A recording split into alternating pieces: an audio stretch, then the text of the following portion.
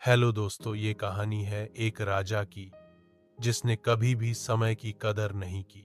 फिर ऐसा क्या हुआ जिसने राजा के विचार बदल दिए?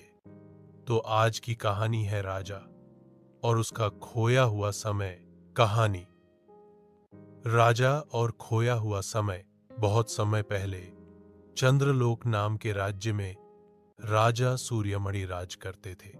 राजा बहुत व्यस्त रहते थे। कभी युद्ध की तैयारी, कभी कर वसूली, कभी नए महल का निर्माण।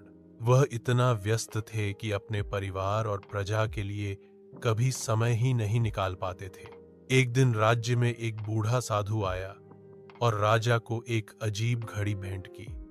साधु बोला, महाराज, इस घड़ी की सुइयां केवल तब चलेंगी जब आप अपने प्रियजनों या प्रजा के साथ समय बिताएंगे।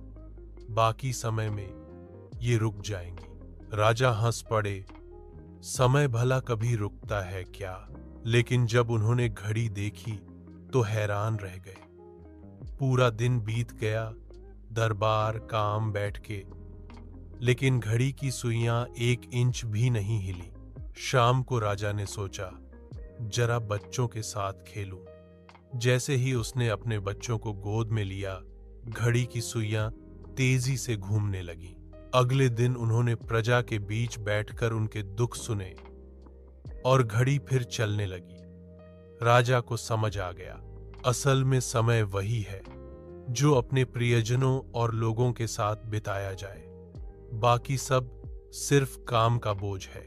उस दिन के बाद से राजा ने अपने काम और जीवन में संतुलन बनाया और वह सचमुच सबका प्रिय राजा बन गया।